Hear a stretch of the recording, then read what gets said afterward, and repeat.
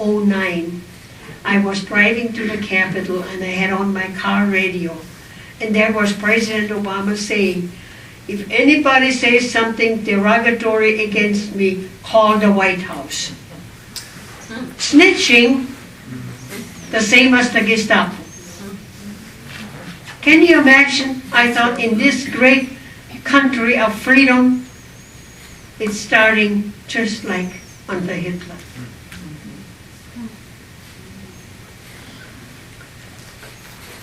We also had gun control. Everybody in Austria had guns. And of course, they were hunting. And the government would say, the radio, children are getting hurt playing with guns.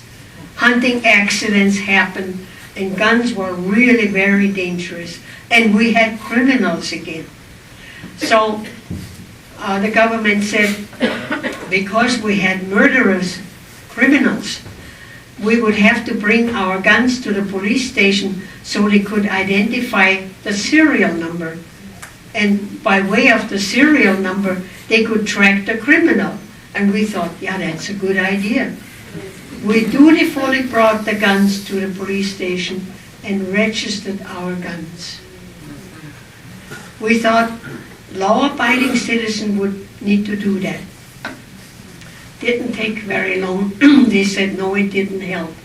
The best way that nobody gets hurt anymore and we wouldn't have any more criminals, we turned our guns in to the police station. And if you would keep your gun, that's capital punishment. Keep your guns and buy more guns and stock up on ammunition.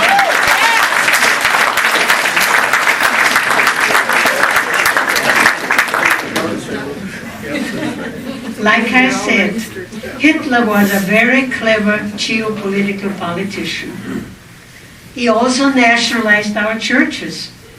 He said, oh, those beautiful cathedrals, it's so expensive, the upkeep and restoration, and there just isn't enough money coming in by donation, by the basket on Sunday. So the best way to have those beautiful churches, the cathedrals, restored is a church tax.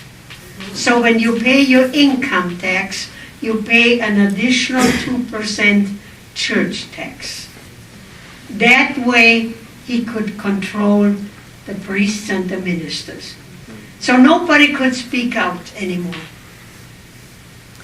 We had no knowledge of a concentration camp.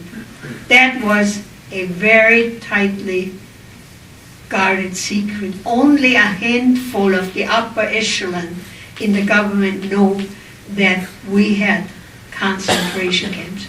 We only found out after the war that we had concentration camps when the Americans liberated us. We were horrified that this happened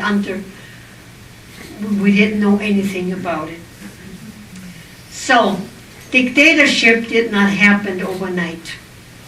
It took 5 years, little by little, gradually.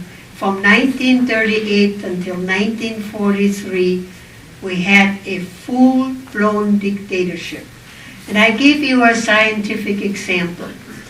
If you have a pot of boiling water on your stove and you dump in the frog, they'll jump out right away.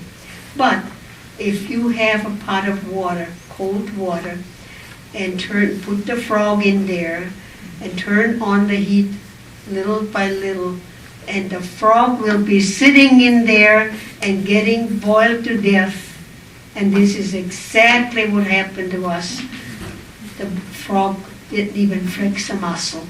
This was happening to us little by little, step by step, gradually. So, when the people fear the government, that's tyranny. But when the government fears the people, that's liberty. Amen. That's you people out there.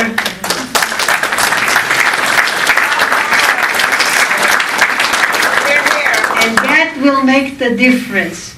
That will make the difference. You see, in Austria, we only had one voice, the government's radio station. We had no way of finding out anything. We had no organization, no conservative organization, because everybody was scared to death. We had no way of finding out anything. The borders were being closed. Nobody could get in and nobody could get out. We were being boiled to death. So that is what happens under a dictatorship. And I give you a true story. In 1985, I had the opportunity to go to Geneva, Switzerland, to the summit conference between President Reagan and Premier Gorbachev. My mission was, because many of the American women were flying over there to support President Reagan, and my mission was to accommodate them with hotel reservation, transportation, translation, and press conference. My other mission was to infiltrate the Communist March. There were hundreds and hundreds and hundreds of people over there supporting Premier Gorbachev, mainly coming out of Hollywood. I marched with the late, well, she was still alive then, Bella Abzug, the former congresswoman from New York, and Jesse Jackson, and Barbara Boxer, who is a senator now from California. I was disguised as a hippie. I fit right in with all the rest of them. I looked really, really ugly. Some of you have seen the picture. Very, very ugly. And as we marched to the Hotel Hilton, and Bella Abzug was greeted by a German woman there. The German woman was a member of the German parliament of the Green Party. You know, the green is the new red now. Great. And Bella said in fluent German that she had a big surprise, that they had a private meeting the next day with Premier Gorbachev. And I thought that is really interesting that two of those women would have a private meeting with a head of state. And I thought, this is really an interesting bunch here. And I also noticed that there were about 8 or 10 people in the room who were not at the Peace March.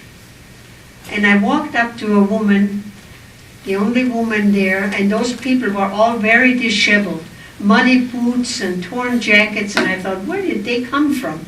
So when I asked that woman, I said, where did you come from? And she said, well, we came from Germany. We are all members of the German Communist Party.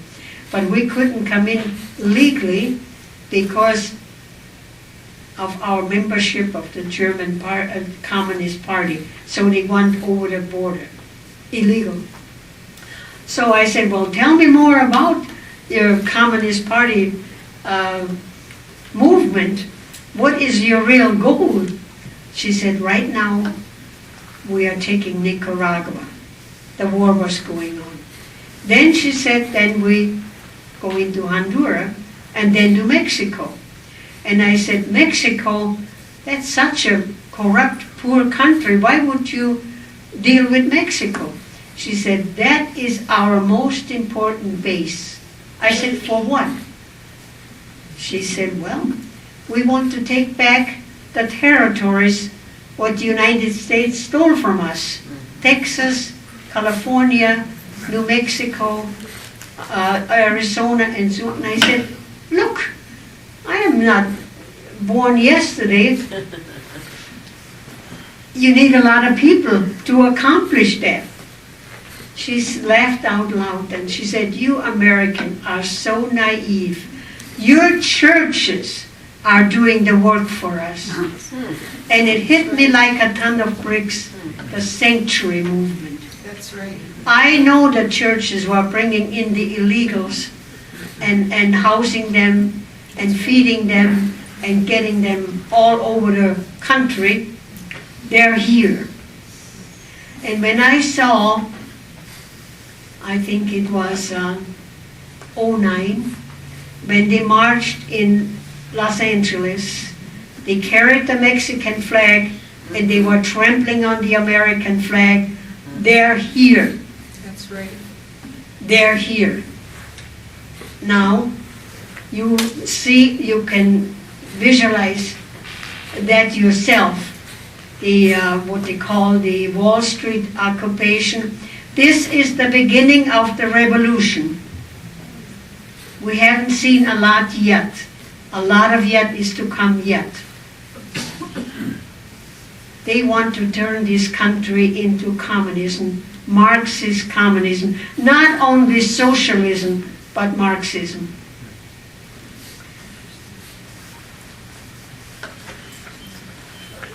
I know that we have to take our country back as we know it. We cannot sit still and do nothing. I urge everybody to have house parties. Play my CD and invite 5 or 6 people over to your home on a Sunday afternoon and let them listen to my CD, because the parallel is so real. There's a lot of it already, what has happened and what is going to happen. I am an eyewitness to history, and history is coming back for real.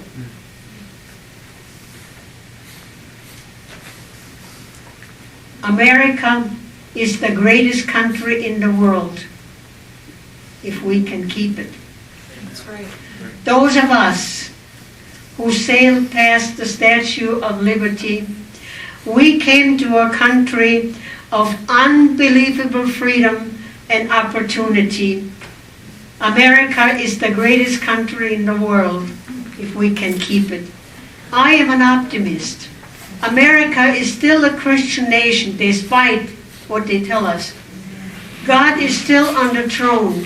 He will not forsake us, as He did not forsake us in Austria when the Americans liberated us. This will happen here the same way. This is a Christian nation, and God is still on the throne. God bless America, and God bless you. Thank you.